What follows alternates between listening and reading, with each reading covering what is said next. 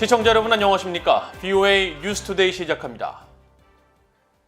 조 바이든 대통령과 한국의 문재인 대통령의 정상회담 후 공동성명에 북한 인권 문제가 거론된 것과 관련해 북한과의 협상에서 인권 문제가 포함될 것이라고 미국 내 인권 전문가들이 전망했습니다. 인권 전문가들은 과거 정상회담 성명과 비교하면 인권 내용 분량이 많지 않았지만 바이든 행정부의 인권 중시 기조로 볼 때 북한 인권 문제 제기는 지속될 것으로 예상했습니다. 첫 소식 김영교 기자가 취재했습니다.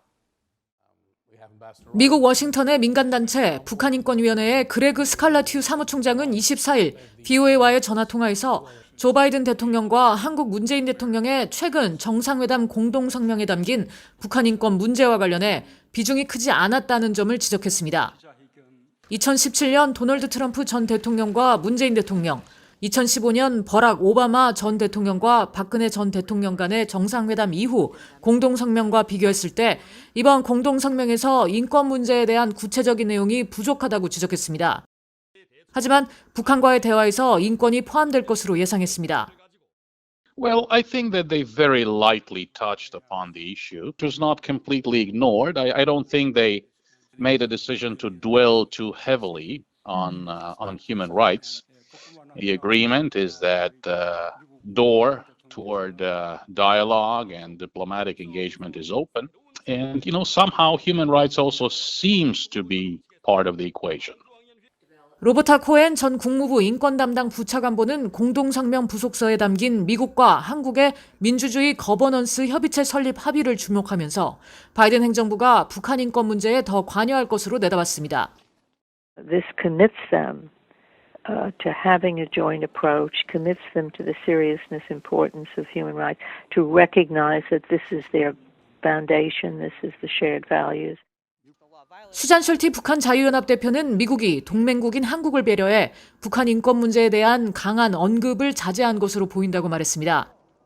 하지만 미국과 한국이 공동성명에서 2018년 남북 판문점 선언 등에 기반한 외교와 대화를 재확인한 것과 관련해 판문점 선언은 남북한 접경 지역에서 전단 살포 행위를 금지하고 있다는 점을 지적하면서 북한 인권 문제를 바라보는 미국 시각에 영향을 미치지 않도록 명확히 해야 한다고 강조했습니다.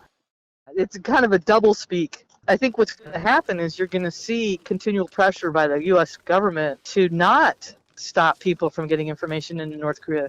So this is going to be something that's going to be sorted out. 이런 가운데 미국 국무부는 판문점 선언과 관련해 북한 인권과 대북전단에 대한 미국의 견해를 묻는 VOA의 질문에 미국은 국제 정치로서 인권과 기본적인 자유보호를 지지한다고 밝혔습니다. 국무부 대변인실 관계자는 그러면서 미국은 한국과 같은 소중한 동맹국과 함께 전 세계적으로 표현의 자유를 증진하고 지원하고 있다면서 북한으로의 자유로운 정보 흐름을 장려하고 있다고 밝혔습니다. VOA 뉴스 김현경입니다. 최근 한국의 미사일 지침 종료 발표에 대해 미국 내 안보 전문가들은 대체로 환영하는 분위기를 보였습니다. 전문가들은 특히 이번 미사일 지침 종료 발표가 영내 군사적 불균형을 해소한다는 차원에서 필요한 조치라고 분석했습니다. 김동현 기자가 전해드립니다.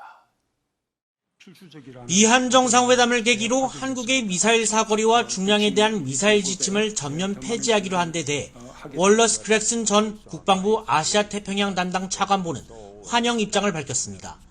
냉전 시절 지상 발사형 중단거리 탄도 또는 순항미사일의 생산과 실험, 배치를 전면 금지하는 데 합의한 INF, 즉 중거리 핵전력 조약에 따라 미사일 사거리에 제한을 뒀던 미국과 비교할 때 북한과 중국은 어떤 구속도 받지 않았다면서 이번 발표는 그런 영내 불균형을 다시 재조정하고 억제력을 회복시킨다는 의미가 있다고 지적했습니다.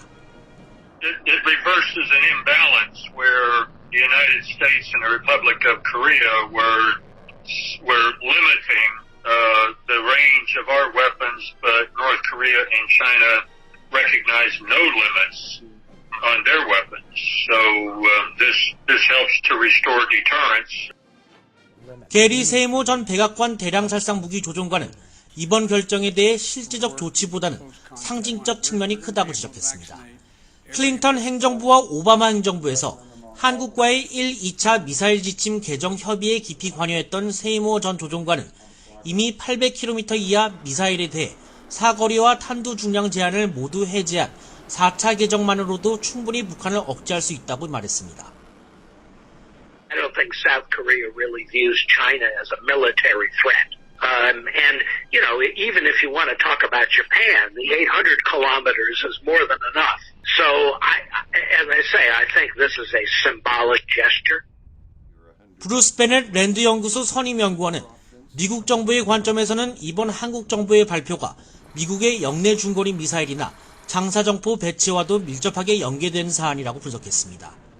한국이 사거리 1,500km 이상의 미사일을 보유하게 될 경우 중국은 향후 동일한 사거리를 보유하고 있는 주한미군의 미사일 배치에 대해서도 반발할 여지를 찾기 힘들 수 있다는 설명입니다. 실제로 미국 육군은 극초음속 미사일, 사거리 1,000km 이상의 전략 장사정포 개발을 추진하고 있습니다. 이런 가운데 폴 라카메로 주한미군 사령관 지명자는 최근 상원 군사위 인준청문회에 출석해 장거리 고정밀 타격 역량 확보는 한반도 방위를 위해 반드시 필요하다고 강조한 바 있습니다. VOA 뉴스 김동현입니다. 미한 정상회담의 결과와 관련해 북한에 대한 앞으로의 조치가 무엇인지 명확하지 않으며 종전선언은 북한의 구체적 비핵화 조치와 연계해야 한다는 것이 의회 내 전반적인 인식이라고 미국 하원 외교위원회 아미베라 아시아 태평양 소위원회 위원장이 지적했습니다. 베라 의원은 24일 VOA와의 인터뷰에서 이같이 밝히고 다만 바이든 행정부가 성김 대북 특별대표를 임명한 것은 북한 문제에 대한 의지를 보여주는 중요한 조치라고 평가했습니다. 또 대북 협상에서 미국이 원하는 한국의 역할은 파트너이며 문재인 정부는 한국전 종전선언을 강조하는 등 때로는 미국보다 빨리 움직이고 있는 것 같다고 우려하면서 한국전쟁 종전선언은 북한의 구체적인 비핵화 조치와 연계해 검토해야 한다는 것이 의회 내 전반적인 인식이라고 밝혔습니다. 미국인들 10명 가운데 6명 이상은 북한 관련 사안에서 미국과 한국의 협력이 필요하다고 생각하는 것으로 조사됐습니다. 워싱턴에 있는 한미경제연구소는 미한 정상회담에 앞서 지난 6일부터 10일까지 미국 성인 남녀 1,000명을 대상으로 실시한 설문조사에서 응답자의 61%가 북한 문제에 대한 미국과 한국의 협력이 필요하다고 답했습니다. 또 응답자의 75%는 미국이 북한 핵무기 폐기를 위한 합의에 도달하는 것이 중요하다고 답해 북한 비핵화 문제를 중요하게 보는 것으로 나타났습니다. 한국인에 대한 미국인의 호감도를 묻는 조사에서는 61%가 매우 호감을 갖고 있거나 호감이라고 답했으며 한국을 미국의 중요한 파트너 국가라고 본 응답은 44%에 그쳐 50%인 일본보다 6%포인트 낮았습니다. 또 북한을 미국의 적국이라고 답한 미국인은 57%로 러시아 52%, 중국과 이란 48%보다 높아 미국인들은 북한을 가장 큰 적국으로 보고 있는 것으로 파악됐습니다. 6.25 한국전쟁에서 납북된 피해자들의 가족단체가 북한 김일성 전 주석 회고록의 한국 내 판매와 배포를 금지하는 가처분 신청을 한국 법원이 조속히 받아들일 것을 촉구했습니다. 6.25 전쟁 납북자 가족협의회는 24일 한국 서울 서부지방법원 앞에서 기자회견을 열고 김일성 회고록이 한국 내에서 판매, 배포되는 것은 한국전쟁 당시 납북 인사 가족들의 명예와 인격권을 침해하는 것이라면서 이같이 밝혔습니다. 납북자 가족협의회 측은 이어 북한은 전쟁으로 인한 납북 사실을 인정하지 않고 법적 책임도 지려하지 않고 있다면서 한국 법원은 김일성 회고록 판매 금지 가처분 신청을 즉각 받아들이고 한국 정부는 한국 국민에게 위해를 가한 북한 지도부에 법적 책임을 반드시 물으라고 촉구했습니다. 앞서 서울 서부지방법원은 지난 13일 한국 내 민간단체인 법치와 자유민주주의 연대 등이 제기한 김일성 회고록 판매 배포 금지 가처분 신청에 대해 회고록이 납북 피해자 가족의 인격권을 침해한다고 보기 어렵다는 이유 등을 들어 기각 결정을 내렸으며 이에 대해 납북자 가족협의회는 14일 다시 회고록 판매 배포 금지 가처분 신청을 한국 법원에 별도로 제기했습니다. 이상으로 VOA 뉴스투데이를 모두 마칩니다. 시청해주신 여러분 고맙습니다.